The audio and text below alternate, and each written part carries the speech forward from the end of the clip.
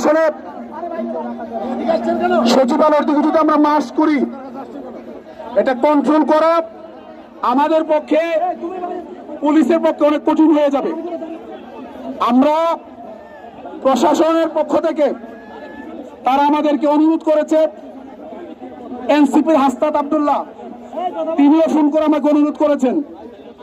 আমরা প্রত্যাহার করছি না।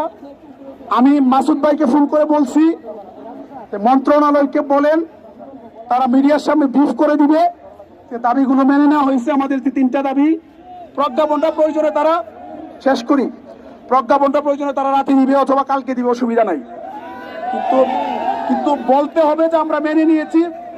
যদি মেনে নিয়েছি বলে তাহলে আমরা সচিবালয়ের দিকে যাব না।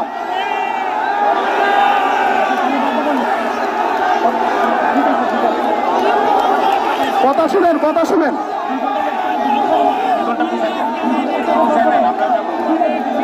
কথা শুনতে হবে।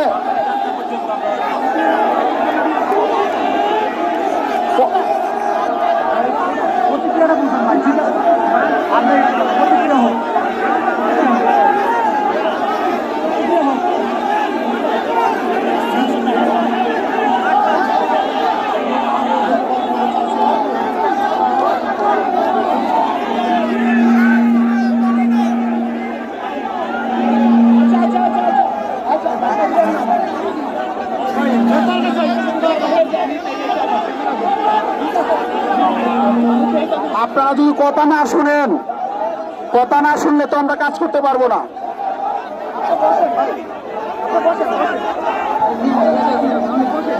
কথা না শুনলে কাজ করতে পারবো না। আপনারা যদি কথা না শোনেন, আপনারা নেতা মানছেন কি মানছেন না, আমরা আপনাদেরকে সবাইকে নিয়ে এখানে থাকবো।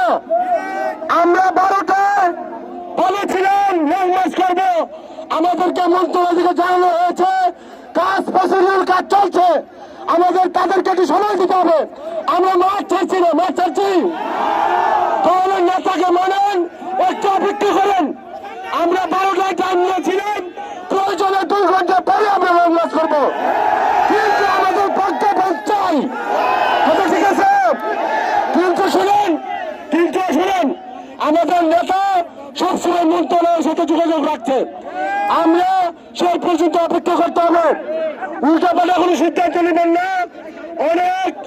অনেক ষড়যন্ত্র এখানে হচ্ছে। আপনারা অপেক্ষা করেন, মাঠে থাকেন। প্রয়োজন আমরা 2 ঘন্টা পরে লং মার্চে